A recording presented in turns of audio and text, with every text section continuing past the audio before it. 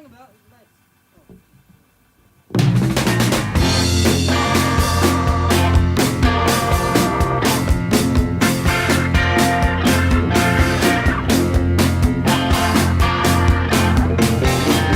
Well, hello, Crashing In Podcast. Well, today I'm joined by another band from Italy, and this band is a psyche band called Monoscopes. I discovered this band in an article in the Shindig magazine, and they described their sound as a bit of a Velvet Underground type sound, and it really attracted me to the band. So obviously I gave them a text. They got back to me, and here it is, the podcast. And I'm really glad to get them on. And it's nice to get another band on from Italy, or well, it's just nice to get a band from a different part of the world. But hope you all enjoyed the last episode with the band The Assist. They're a band from Birmingham, and they recently brought out an album called Council Pop, and it was their debut. If you're interested, give it a listen, give it a like, and all this and that, and get listening to their latest album. And the podcast is just a short one, so like it won't take too much of your time, and if you want to watch that before this one, it's up to you.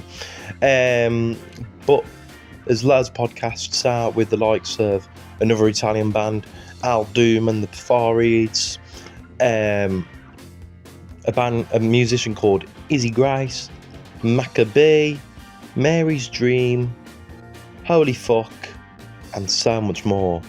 So like, go check them out. But in this podcast today, we'll get talking about the album Painkillers and Wine. That was an album Monoscopes have recently brought out, and it's absolutely brilliant, and I really highly recommend giving it a listen. But hopefully, if you haven't listened to it already, this interview will make you want to give it a listen. It's really good. It's on Spotify, and we'll get talking about where you can access it and so on. So I'm going to pass it over to the Monoscopes. Hope you enjoy, and see you later.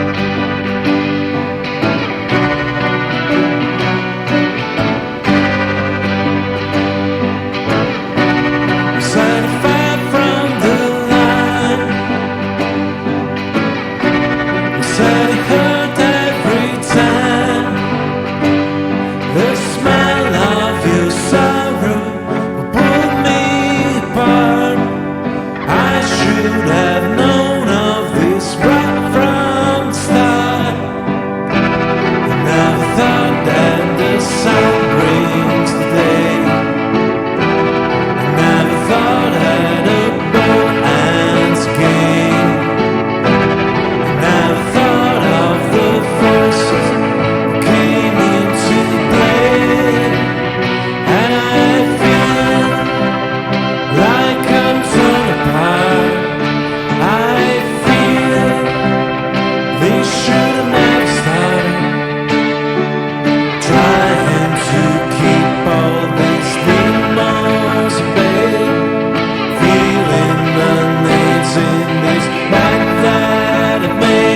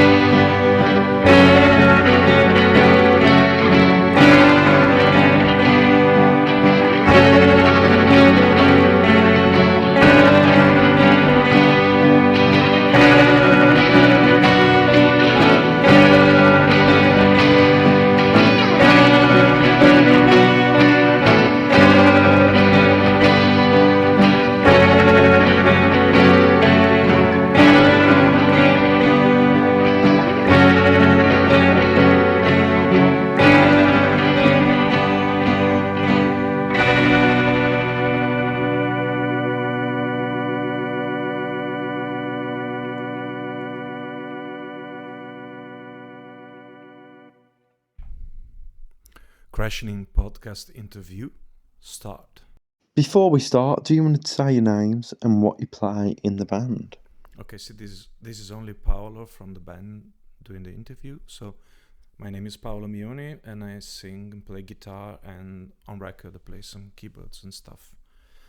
The other members of the band are Francesco Sicchieri on drums and percussion, Marco degli Esposti who plays bass, guitar, keyboards, backing vocals, harmony vocals, and Francesco Palerin who plays bass and guitar. So how long have you all been going? The band's been founded by me, Paolo, like 5 years ago, approximately. I had other members in the band. We did a few concerts. We started working on a record. And for a variety of reasons, it took a while. And we've managed to finish it with this new incarnation of the band. And we publish it this year. How did you all meet? Okay, I've been knowing Francesco Pagliarin for a long time. We've been playing in different bands in this scene here in our region, Veneto, for a very long time. I think we did the first concert together, like each with a separate band, in the 90s, I guess. I've met Marco degli Esposti at an Elliott Smith tribute in the notice, and it was at the venue, and I think he had just died, and then we were both playing at the tribute, and we both were playing the same song, which was actually not by Elliott Smith, but a song that he covered, and it was like one of my favorite songs, 13 by Big Star. And so after that we bonded, because we had played the same song. We started talking, and we've played on each other records in our respective projects for a while, until he lately accepted my invitation to join Monoscopes. And Francesco Sicchieri, I've met him at one of Marco's home shows. He used to do these small, cool acoustic or semi-acoustic festivals at his place, and Francesco was playing with one of his bands, and I liked his style.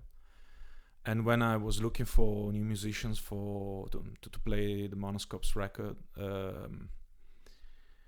I decided to ask him if he would play, because his Facebook profile had like a huge Spaceman 3 picture as a background image, and that was promising for a drummer, because usually drummers liked drummers, and was a drummer who liked bands, and uh, and he has impeccable taste and playing. So it was very lucky thing.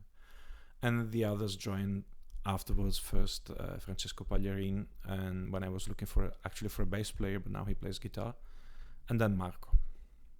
So, what motivated you to form a band?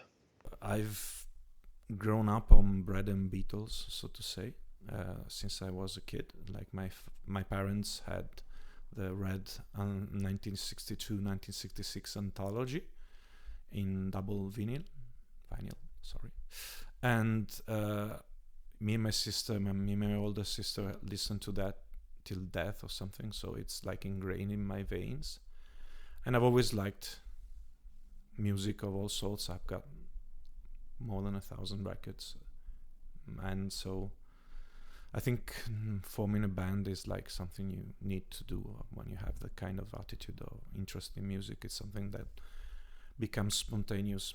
Maybe those who like music that much and don't form a band are happier because they have to work much less and they just go to shows and enjoy themselves. But there's fewer and fewer of them lately.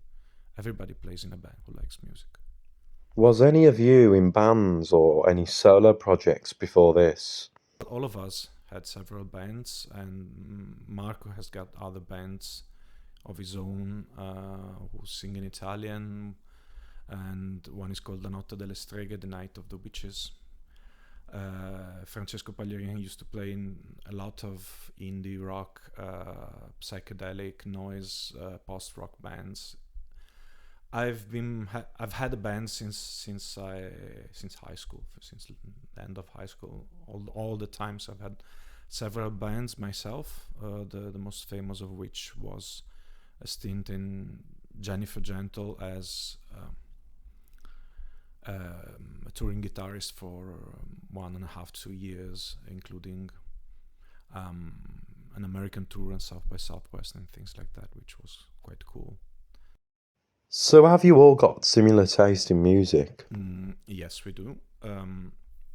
We all come from different spectrums of music, but we all converge, for example, around, I don't know, spiritualized or maybe, I don't know, Big Star, the sort of things, power pop and indie rock and psychedelia or shoegaze as well. I think everybody in the band likes, I don't know, the Jesus and Mary Chain or My Bloody Valentine. Marco's more on the acoustic side of things in some respects, even though he has also doom metal fetish of some kind. Francesco Pagliarini is more into, I don't know, the new wave post-punks, the post-punk stuff. Like he adores Joy Division and The Cure and stuff. And Francesco, he literally adores the Brian Johnston Massacre. I think he's got like all of the records or something, including T-shirts and stuff. And he likes Arcade Fire a lot, much to my chagrin, because I don't like them like nothing. It's like one of those groups that never that never clicked for me, even though I can appreciate the fact that they're pretty famous, and for some reason, I mean, they're a good band. But and so yeah, we have similar tastes, but also each their own idiosyncrasies and so on and so forth. When in your life did you find your love for psych music? For me, the beginning was the Beatles, and obviously once you get to the 1967, 1970 compilation, where you start buying the records, then psychedelia is already there. You know, it's like obviously they were not the only psychedelic band, not the first, maybe, well, not one of the best in terms of psychedelia, obviously, but one thing was obviously the Beatles, because they did like ingrain the thing in you very early with those brilliant songs that are also psychedelic, but they are brilliant songs in spite of arrangements or the usage of studio trickery or echo or delays and stuff. Then obviously, for me, the big love for psychedelia was the early Floyd. Astronomy Domine is still one of my favorite songs of all time. I was thinking of playing it live with the band. It's like one of my dream songs, even though it will be maybe not a perfect fit for what we do ourselves, but I think it's like the perfect song, because it's very singable, melodic in some respects, but also out of the world and weird and dynamic and powerful. It's got all of the qualities that I look for in a song. And so then after that, like all the early Syd Barrett, Floyd stuff, Syd Barrett's records, and then obviously I really liked Spaceman 3 when they came out, because I was sort of there. I was a kid, but I was there. And so yeah, those are the first loves. But then obviously psychedelia's got a vast number of practitioners. Another good example would be Psych, the Norwegian band, who did a few hard rock psychedelic records that are extremely good. Or I also like lots of 60s bands, like, I don't know, the Zombies, quite psychedelic, power pop psychedelic, but psychedelic. Yes. Is there a band or singer-songwriter that inspires what you play in the band? Yes, I've already mentioned some of those.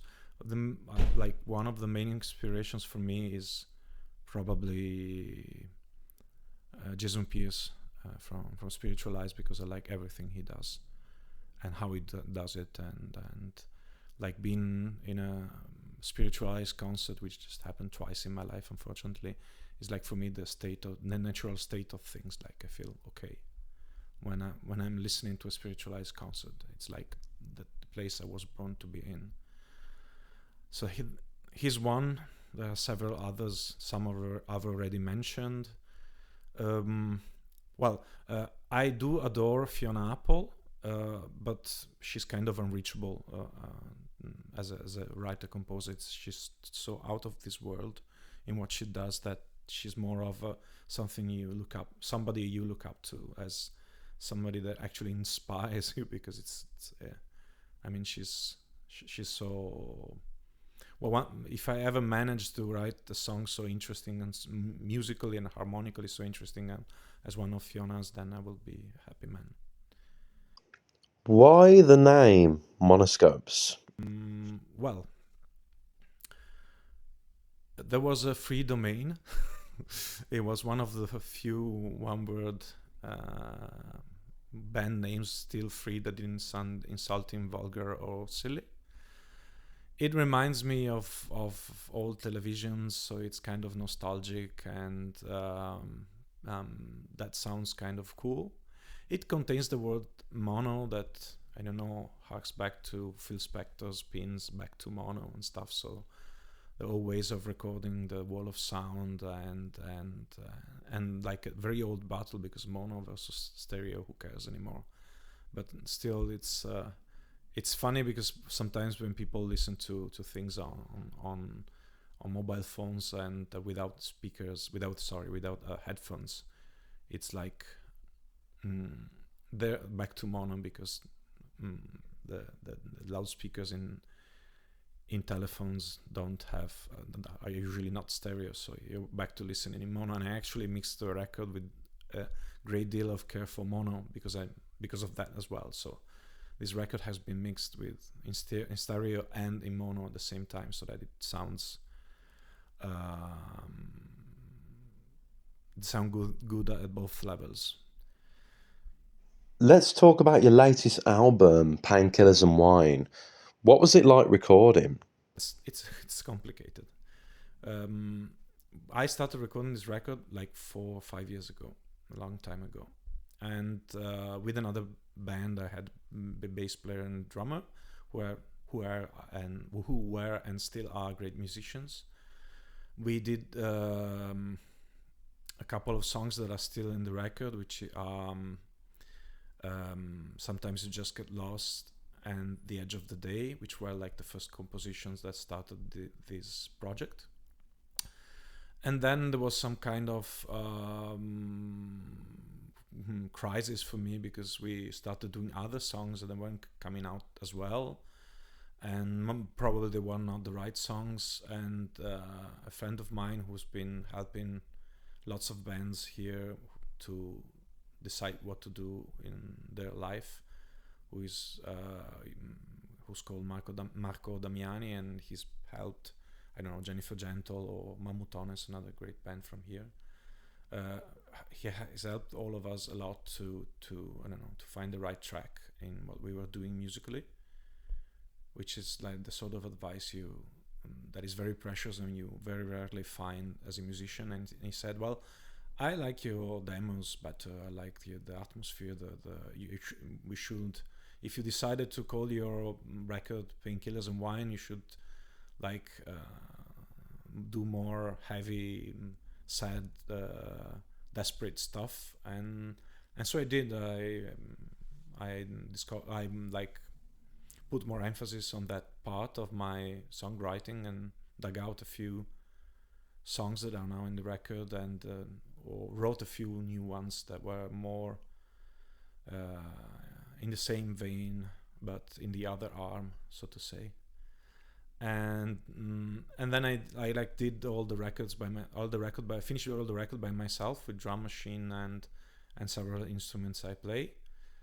But then when I recruited the new musicians to play it, I actually found out that they were giving so much to the songs they were playing that I re-recorded like more than half of the record with them in, and so the record was finished. It was like it took a long time, because it, including the pandemic at the end, it really required quite a little time to finish. But I had a lot of fun. I had a lot of fun recording it. Did lots of it at home, or in rehearsal rooms, or sometimes in Marco degli Sposti's studio. He's got a great small studio at his home where you can record pretty well. And I had lots of fun mixing it. That was probably the most fun in this case. So, what was the inspiration behind the lyrics and the album? Actually, lyrics are not the most important part for me, as long as they sound right. But then I feel guilty if I write shit, so I work on those a lot, usually towards the end of the writing process, or like 5 minutes before recording. But with a lot of commitment at the last minute, I try to find something that works fine. But I tried. Well, the inspiration, like technically, one of my favorite lyricists of all time is Alex Turner from the Arctic Monkeys. I think he's an incredible lyricist. He has like an eye for detail, for weird stories, for strange turns of phrase or plot. It's one of my favorite of his is I think it's called Cornerstone, the one about the guy who hits on all of these girls who look like his former girlfriend who's not there anymore. And I elongated my way home, felt your smell on the seatbelt, and kept my shortcuts to myself. That's like a fantastic piece of lyric. Other inspirations, I really like Leonard Cohen's stuff in terms of lyrics and music, obviously, and how he sings, whatever. But obviously, I think he's unreachable. He should have got the Nobel Prize for literature, because his lyrics, like, I don't know, Famous Blue Raincoat is like beyond the pale how good it is. Then obviously Lou Reed. Lou Reed's lyrics are like light in the darkness for everybody who tries to write a lyric. They're full of yearning, and people can identify with them. detailed and at the same time detailed and universal. So that's what I try to reach. I try to do something good. One I'm really proud of is the one that started the first single of the record, which is Ages of You, which is one of the few songs I starting with the lyrics as opposed to the melody or chords or guitar riffs or music in general. And it took you ages to come and a minute to go. You left me alone with the stain on the blanket, which is quite a powerful piece of imagery, I think, and that started the rest of the song. And I tried to tell tales of pain and suffering and how to get out of those. I don't know if I managed to, but it kind of all comes natural. It's not like this big effort. I usually get lyrics like because of sounds, and then I forge them, change those sounds into words, and then suddenly I have like a verse or a line of the chorus, and then I try to see what it means and write the rest of the lyrics around that. So what was it like releasing your debut? Well, I've done quite a few records with several bands, but this time was like the big one in the sense that I was finally happy with everything I was doing and put a lot of effort in it, in terms of work and economically. And it's really hard work to make a record, especially if you write it, play a lot of it, record it and mix it yourself, and maybe do some of the bureaucracy as well. But it was very rewarding, and I was feeling very emotional when it came out. But when it came out, it had already been reviewed positively, very, very positively on Shindig. So I was really happy like before it came out, before the release. And then it was also reviewed very positively on Mojo, which was like both an interview with Shindig saying it's a stellar debut and a 4-star review on Mojo is like something that you would never dream here from Italy for like a band that's just started. I mean, the only connection I have with something else is the fact that I played for Jennifer Gentle a long time ago. So it was very cool, and we're doing well for an indie band in Italy after the pandemic. We found good gigs, great results, and we're already working on lots of new stuff. Where can you access the album? Obviously, looking for Monoscopes, Painkillers and Wine on major streaming platforms. You can find it on our Bandcamp mini site, where you can buy the CDs, although I think we're almost out of them. We need to reprint those. And we have vinyl, white vinyl, limited edition records that sound pretty good and pretty cool. So you should buy them. Yes, or something like that. Who did the album cover? It's a photo by a friend of mine who's called Antonio Campanella. He's a professional photographer. He does fashion and stuff, but he loves rock and roll. So he's always photographing indie bands and stuff. He did some pictures for Monoscopes,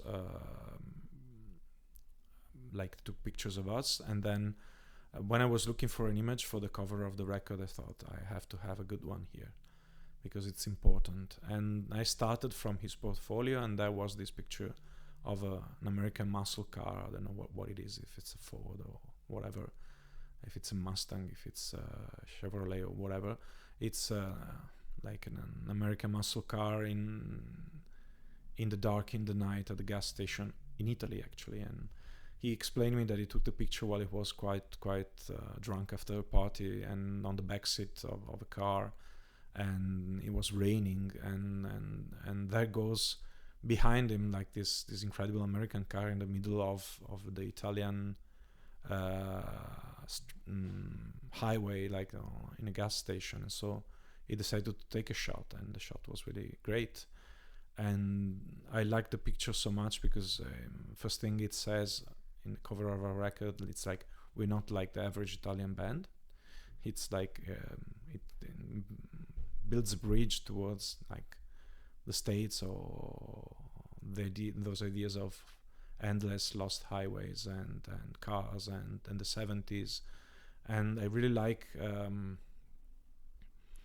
I think it's William Egglestone's picture.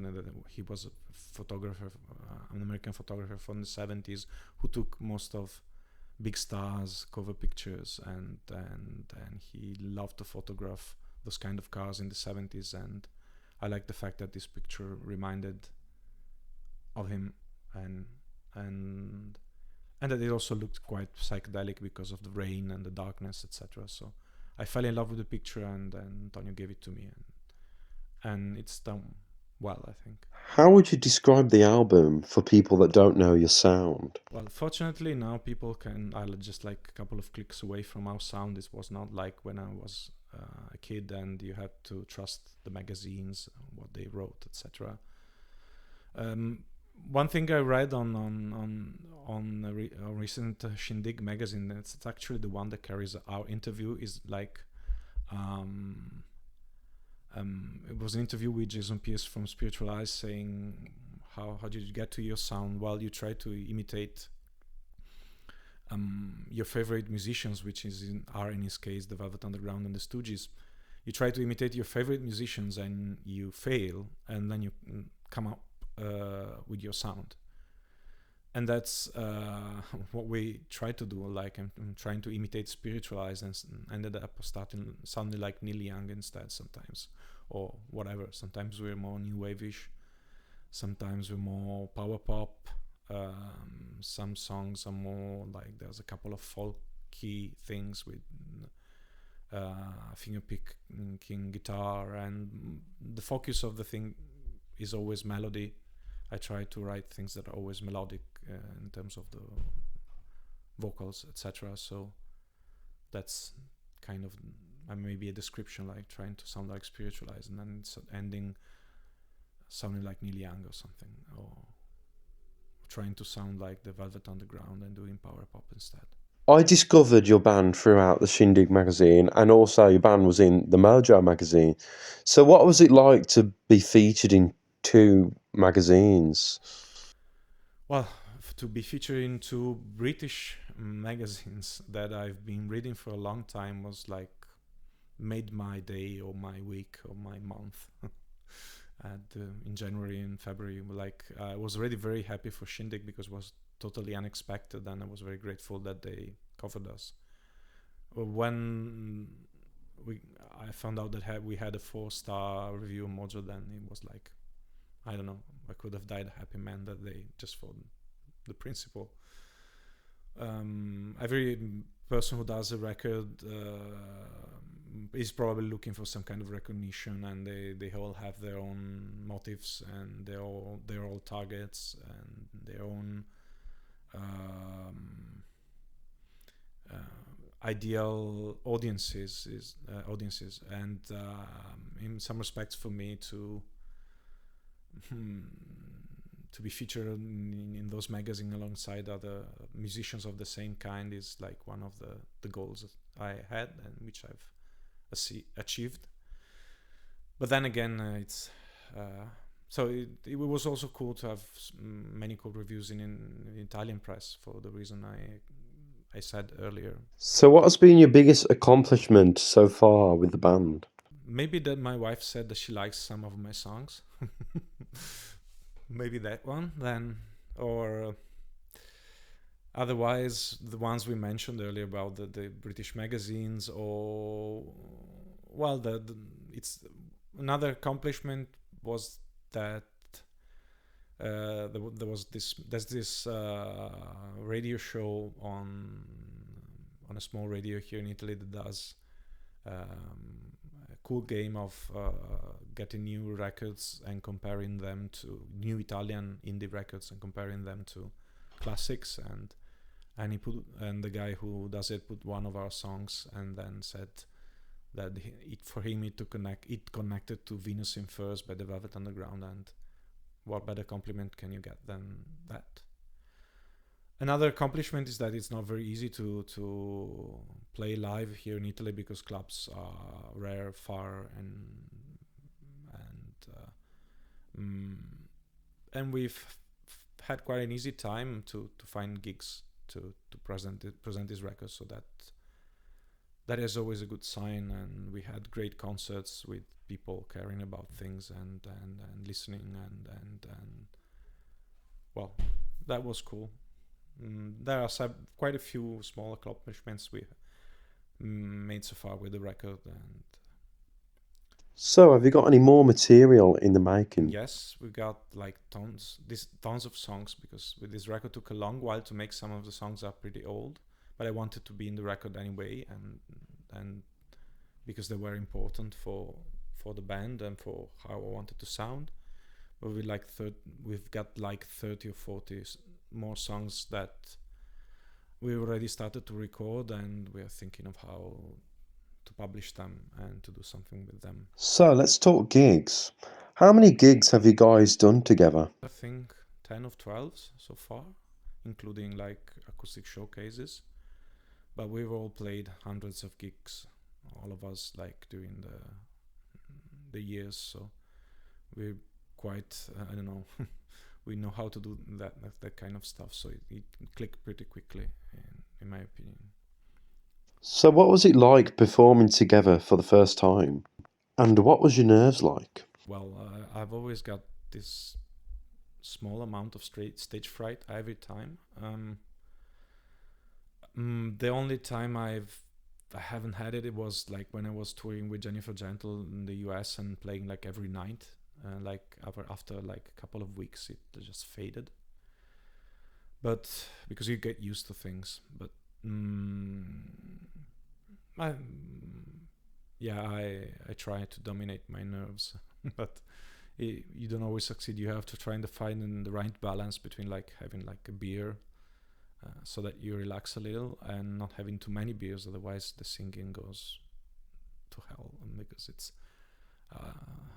contrary to popular belief, if you drink a lot you don't sing well in general. So, have you got any upcoming Not gigs? at the moment. We are looking for some stuff in the summer. We have some arrangements being made, but nothing certain at the moment. We are looking for stuff in the autumn, and I'm already recording new stuff because we don't want to stay still. Have you got anything else you'd like to add? No, Your Honor. Have you got any recommended bands? Yes, I have. So maybe 3 bands. One is called Alpaca, with a slash between the A and L. It's a weird name. A/LPACA. They're from Mantua. We played with them. They're brilliant. They play some kind of weird garage psychedelic krautrock stuff, and they're like totally great.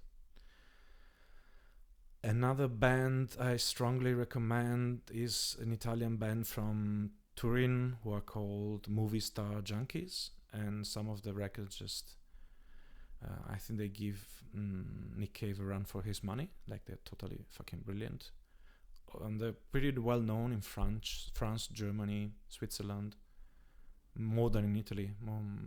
But I don't think they're that they've managed to play in the UK yet, but they're really worth it. They're totally brilliant if you like the kind of gun club,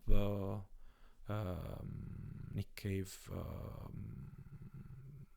moded vibe, and rock and roll, and the Cramps or things like that. And the third one is she's more of a songwriter, although she always had a band of some sorts, and she lives in Milan, and she's called Any Other, that's it. and she's done 2 records. One is like the perfect American indie record from the 90s that never came out, and it's like totally, I don't know, built to spill stuff, pavement. It's great, full of great songs. And the second record is even better, although very different, and she's a great musician in my opinion, and she can write her melodies, and that she writes very strange melodies that are very catchy, a bit like Fiona Apple. And it's like the second record is more difficult, a bit more jazzy, but once you dive in, once you get to know the record, it never really leaves you. I mentioned 3 Italian bands because they don't have, usually Italian bands don't have enough coverage, because usually only shitty music comes out of Italy, or used to come out of Italy. But lately there's lots of good stuff that one wants to talk about. Have you got anything inspiring to say to the listeners? Well, that's a difficult question, really. I don't know if I have anything inspiring to say to people. It's in the lyrics for the songs. I think that you can see them if you use the usual streaming platforms. That I've uploaded them, and so you can find them there. I'm still thinking of putting up a website with that stuff on it, but never have the time for a variety of reasons. But I don't know. If there's anything inspiring, I can say it's there. Thanks. Thank you very much for having us, and I think this is it. Bye-bye from Paolo from Monoscopes, Italy, somewhere in space.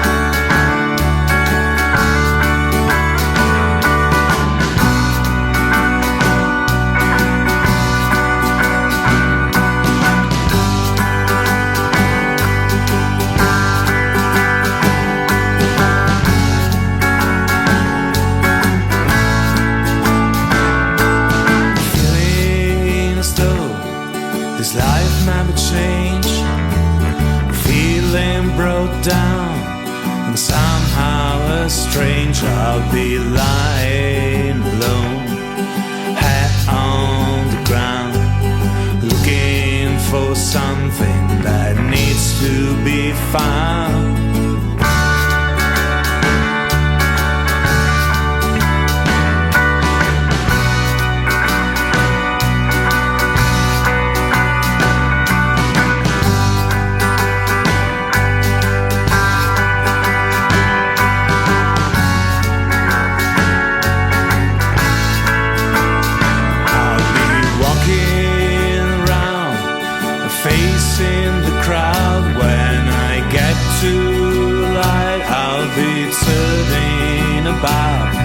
I just cannot forget the things that I said, until the master has said it's okay. And I'm gonna cry till the day that I die. Oh, I'm gonna cry till the day that I die.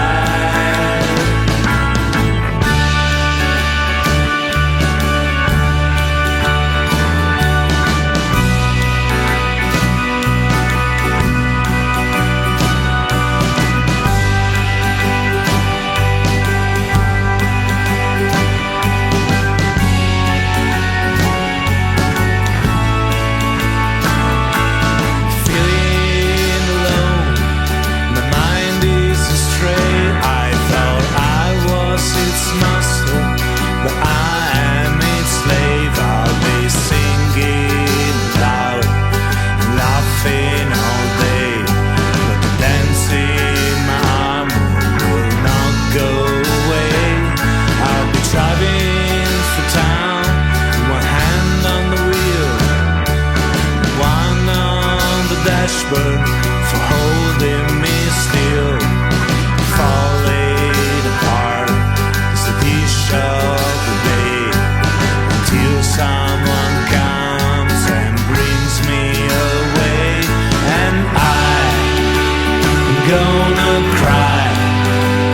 till the day that I die.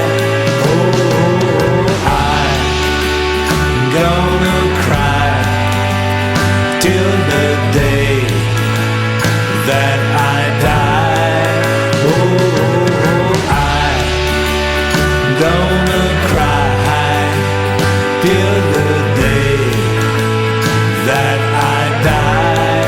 Oh, I'm gonna cry till the day that I die.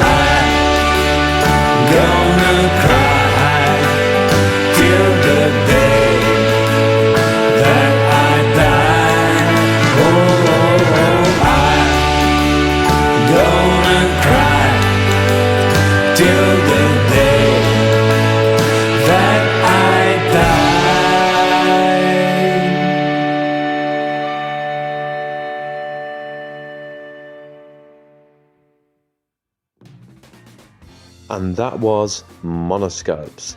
Absolutely brilliant band, and they have some brilliant songs on the latest album, Painkillers and Wine.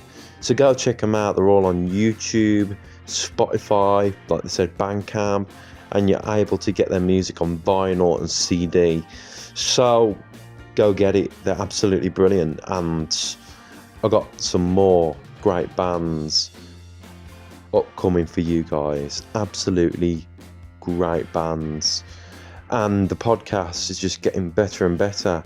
Like the guests, like I'm just discovering so many great people, and Monoscopes are one of those discoveries I'm really proud of. Like, and Holy Fuck was a discovery I'm really proud of. Al Doom and the Far Reeds, another Italian band, another discovery that I was proud of. There's been so many great discoveries on this podcast, and there's some more upcoming, but I'm also have some bands of the past that are going to be joining me very soon, and that's all upcoming. The next podcast I have is with a brilliant musician called Miles Newman. He's a bit more local. He's in the UK, and he was playing at the Kaleidoscope event in Birmingham, and got interviewing him. Then after that will be Soul Underground. Also, I got some more interviews, so follow me on socials and everything. The link is in the description. So yeah, I'm going to play another track by Monoscopes, but this one's live, and hope you all enjoy. Have a nice weekend, people.